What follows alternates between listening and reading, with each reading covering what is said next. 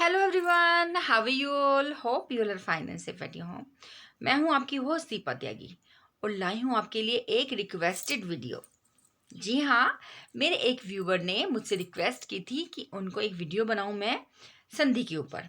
Actually उनका कल exam है और मुझे ये कमेंट थोड़ा लेट मिला। मैं स्कूल गई हुई थी और स्कूल से आते ही मैंने बिना चेंज किए हुए वीडियो शूट करनी शुरू कर दी। तो मैं बिना देर करते हुए आपको बताती हूँ कि संधि किसे कहते हैं, क्योंकि मैं नहीं चाहती कि मेरे व्यूअर के मार्क्स कम हो, उसके पूरे मार्क्स आने चाहिए। ठीक है, तो चलिए, all the best for the exam. तो संधि किसे कहते हैं? दो वर्णों के मेल से जो विकार उत्पन्न होता है उसे क्या कहते हैं? उसे हम संधि कहते हैं। यानी कि संधि का अर्थ हुआ मिलना या जुड़ना। जब दो वर्ण आपस में मिलते हैं और उससे जो विकार उत्पन्न होता है, जैसे कि विद्या प्लस अर्थी विद्यार्थी, विद्या प्लस अर्थी विद्यार्थी। कितना सिंपल है। तो चलिए हम शुरू करते हैं। संधि किसे कहते हैं? सबसे पहले हम करेंगे परिभाषा। तो संधि की परिभाषा, दो वर्णों के मेल से जो विकार उत्पन्न होता है उसे क्या कहते हैं? संधि कहते हैं। अर्थात संधि का अर्थ होता है जुड़ना या मिलना। देखिए, संधि मैंने यहाँ पे ऐसे भी लिखा है और इसको आधा ना से भी बनाया मैंने। ठीक है, तो दोनों ही स्पेलिंग्स ठीक हैं। तो आप क्या लिखेंगे? संधि का अर्थ क्या होता है? जुड़ना या मिलना। यानी कि जब दो वर्ण मिलते हैं उनसे जो विकार उत्पन्न होता है उसे क्या कहते हैं? संधि। चलिए उदाहरण देख लेते हैं। विद्या प्लस अर्थी विद्यार्थी, विद्या प्लस आल्य विद्यालय, सूर्य प्लस उदय सूर्योदय।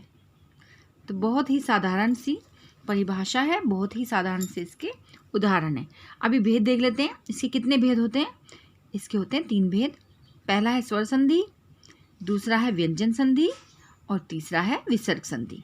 ये देखिए, संधि को मैंने दोनों स्पेलिंग्स आपको बताई हैं ताकि आप कंफ्यूज ना हो। इसको ये इसके साथ भी हम लिख सकते हैं और आधा ना के साथ भी हम लिख सकते हैं। चलिए सबसे पहले हम करते हैं स्वर संधि। स्वर संधि क्या कहते हैं? किसको कहते हैं? स्वर से ही पता चल रहा है आपको। दो स्वरों के मेल से जो विकार उत्पन्न होता है उसे हम कहते हैं स्वर संधि। आप यहाँ पे ये उदाहरण ले सकते हैं जो हमने अभी ऊपर यूज़ किया था, विद्यालय वाला।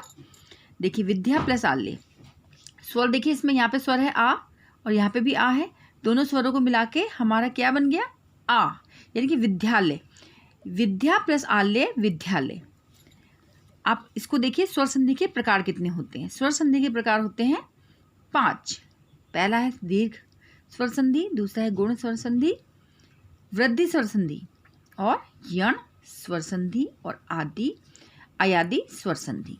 तो चलिए हम इसको समझने की कोशिश करते हैं कि कैसे आप उदाहरण की सहायता से इन संधि इनको आप समझेंगे।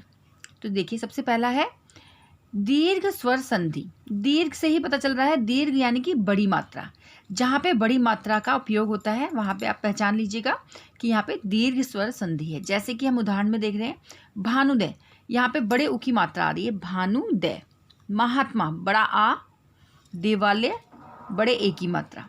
तो क्या हो गया? भानुदय, महात्मा और देवालय। तीनों में ही हमने बड़ी मात्रा यूज़ की है, तो इसलिए इसको कहते हैं हम दीर्घ स्वर संधि। अगर आपको ऐसे एग्जाम्पल आएंगे तो आप पहचान लेंगे कि कौन सी संधि है। आप बताएंगे दीर्घ स्वर संधि। एक और है गुण स्वर संधि नंबर 2। इसमें हमने ध्यान रखना है कि इसमें हमेशा एक ही जो मात्रा है वो ओनली एक ही मात्रा यूज़ होगी। ये देखिए, एक मात्रा यहाँ पे देखिए, यानी कि हमने जैसे ए की मात्रा है उसमें हमने छोटी ए की मात्रा यूज़ की है, ए ऐनक, ठीक है, ओ ओखली। ये देखिए, एक ही मात्रा हम यूज़ करेंगे। जैसे कि यहाँ देख लीजिए उदाहरण में महेंद्र, नरेश और महोदय, तीनों में हमने एक ही मात्रा यूज़ की है, यानी कि छोटी मात्रा। अब आप देखिए गुण स्वर संधि के बाद देखिए वृद्धि स्वर संधि। वृद्धि स्वर संधि, इसमें आपने क्या ध्यान रखना है? इसमें 2 मात्राएं यूज़ होंगी, यानी कि जैसे कि हमने यहाँ पे एक मात्रा यूज़ की थी, यहाँ पे हम लेंगे 2 मात्राएं। पहली है आई। ये देखिए, हमने ऐनक किया था, अब ये हम क्या करें? आई की मात्रा और औ औरत की मात्रा, यानी कि हम 2 मात्राएं यूज़ कर रहे हैं। तो उदाहरण हम ले सकते हैं एकक, सदैव, महोज। अकेक, सदैव, महोज।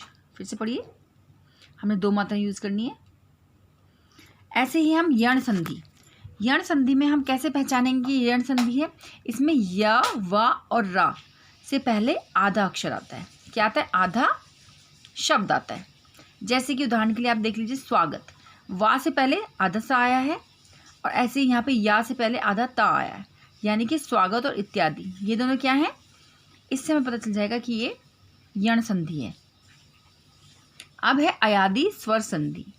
अयादी, अयादी में आपको कैसे पता चलेगा कि अयादी स्वर संधि है? ए की मात्रा, ए की मात्रा, ओ की मात्रा, औ की मात्रा इसमें नहीं आती। ये 4 मात्राएं इसमें नहीं आती हैं।